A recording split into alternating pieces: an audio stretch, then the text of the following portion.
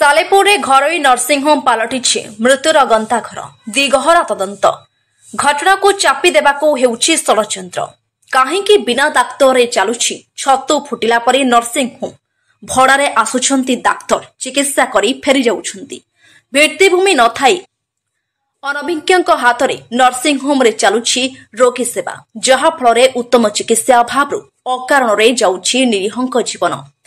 कटक जिला सालेपुर सपनपुर ठारे थिबा श्रीराम घरोई नर्सिंग होम रे प्रसूति महिला मृत्यु घटना को 5 दिन बीती जाइथिला बेले स्थानीय पुलिस और स्वास्थ्य विभाग अधिकारी तदंत बाटबणा मृता प्रसूति महिला परिवार लोके सालेपुर आदर्श थाना अधिकारी को भेटी न्याय दाबी करिसेंती। कार्यानुष्ठान न हेले परिवार लोके राजरास्ता को ओह्लाइबे बोली चेतावनी दैछंती। अभियोग मुताबक सालेपुर थाना छाणीपुर पंचायत रामकृष्णपुर ग्रामर पतित पावन नायकंक पत्नी नंदिनी स्वाई गत शुक्रवार उक्त नर्सिंग होम रे प्रसव पई भर्ती होइथिले। संध्यार अस्त्रोपचार माध्यम तांकर पुत्र संतान जन्म होइथिला। एहा परे रातिरे नंदिनींकर छाती जंत्रणा होइथिला। से समय रे नर्सिंग होम रे कोनोसी डाक्टर उपस्थित नथिबा अभियोग होइथिला। शनिवार सकाळे जड़े नर्स नंदिनी को सलाइन सह 2टी इंजेक्शन देइथिले किंतु किछि समय मध्यरे तांकर मृत्यु होइथिला। एहाकु नै उक्त दिन नर्सिंग होम सम्मुखरे तीव्र उत्तेजना देखा देइथिला। अभियोग को भित्ति करी पुलिस 155/25 रे मामला रुजु करिथिला। तेबे घटनार 5 दिन बीती जाइथिले मध्य पुलिस तदंतरे शिथिलता को नै मृतक परिवार लोके सालेपुर थाना को आसी न्याय दाबी करिथिले। एथिसह मुख्य जिला चिकित्सा अधिकारी को लिखित मध्य जणाइछंती। जदि मृतकंक परिवार को न्याय न मिले तेबे परिवार लोके राजरास्ता को ओह्लाइबे बोली मृतकंक परिवार और अंचलवासी कहिबा सह मृत्यु घटना नर्सिंग होम खामखियाली नीति और चिकित्सा अवहेला को दायी करिसेंती। एथिप्रति स्वास्थ्य विभाग किंबा प्रशासन कोनोसी निघा नहीं। सालेपुर रे थिबा घरोई नर्सिंग होम उपर लोकंक आस्था तुटिबाको बसलाणी। उक्त नर्सिंग होम विरोध रे दृढ़ कार्यानुष्ठान ग्रहण करिबाको दाबी करिसेंती। ब्यूरो रिपोर्ट प्रिया टेलीविजन। मो ना पतित पावन नायक घर रामकृष्णपुर छाणीपुर पंचायत तो आम 11 तारिख दिन मो स्त्री डेलीवरी होगा आम आसलु श्रीराम नर्सिंग होम को एडमिशन करूँ सकाल 9:30 से विश्वाल बाबू को पचारि मुझे डॉक्टर किए अच्छा विश्वाल बाबू कहले मुझे डॉक्टर कौन है पेन फेन होनी से देखिले कहले ना सब ठीक अच्छे रिपोर्ट आउ सालाइन दबा देखा नॉर्मल चेष्टा करा नहब सीजरिंग करवा ठीक अच्छे गोटे इंजेक्शन इंजेक्शन देला संध्या जाए किसी है ना से संध्या बेलू ऑपरेशन कले 7:58 आम पुआ है सब ठीक ठाक माँ भी ठीक पुओ भी ठीक सकाल 6टा बेलू तार पेन आरंभ है छाती पेन है से डॉक्टर डाकिलु से डॉक्टर नथिले नर्स आसिक देखिले देखिकी से सालाइन गोटे चेंज कर गोटे छोट सालाइन लगेले गोटे इंजेक्शन देले तापर से काशटा ये हो पेला है पेला हो 5 मिनट भितर पार्टी नाक बाटे फेण टाइप भारी आसला जीवन चलीगला तार। नर्सिंग होम संपूर्ण भूल नर्सिंग होम डाक्तर उपस्थित नथिबारु ये जिनस आज आम चाहूँ केमती दृढ़ कार्यानुष्ठान नहीं कि जमी नर्सिंग होम भी दृढ़ कार्यानुष्ठान ना मैडम सी आसिले से गाइनिंग डॉक्टर सी आसिले 8टा बेलू ऑपरेशन करके पिला जन्म होला से पलि गले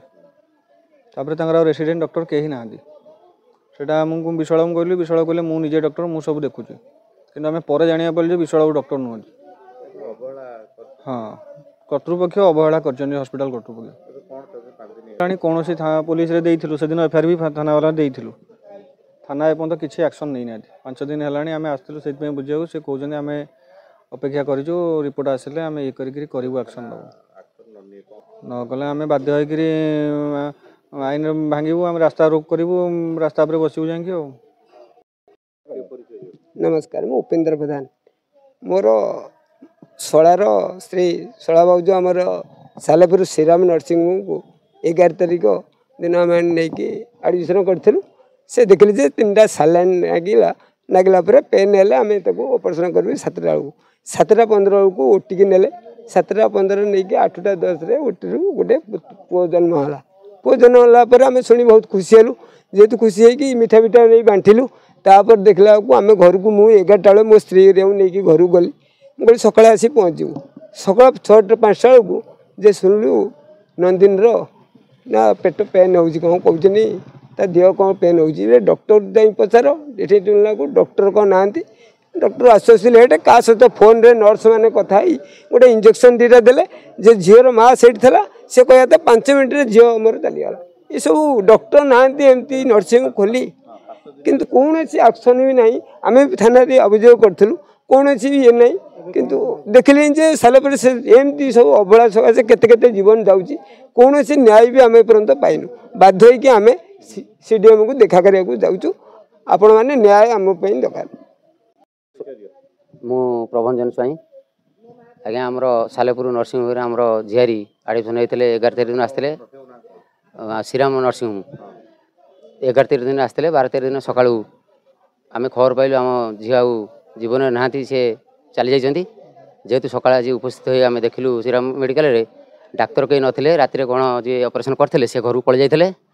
आउ सका 8टा 9टा पर्यंत से आसीना जहाँ जहाँ पेन होता असुविधा था तांकर रोग चिन्ह पारि ये मैंने इंजेक्शन देना जहाँफल नर्स फोन जगे कि से शुणिली कि आमर से मालिक पुओ इंजेक्शन देती जहाँ फोन रे से कहले ये दीटा इंजेक्शन हाथ में एवं सालेन देती तापर आमर झीर पाटी बाटे फेण बाहर से बहुत अस्तव्यस्त हो मृत्यु होती ये जिनिस को आम के बर्दाश्त कर आम न्याय पाइबा चाहूँ जेहेतु आम एफआईआर दिखाई आज की 5 दिन है पुलिस कौन कार्यानुष्ठान नहीं ना जेहेतु कार्यानुष्ठान नहीं ना आम पुणी थे मीडिया सामने मुझे आपण मध्यम जनसाधारण को जनाऊँ जे ये अंचल घटी आगू एमती कौ अंचल न घटू जे गोटे जड़े पुओ कोलू नर्सिंग होम भूल जोगे आम झीर जीवन जाइए जेहेतु डाक्तर अवहेला रही डाक्तर ही सेठी नाथिले सकाळे जहाँ पेट काटिला झील भी आम कहला पेट काटिला से डॉक्टर खोजला डॉक्टर ना शुणिली कि छात पर कौन कुकुर खेलुले सी जाते मर्णिंग वार्क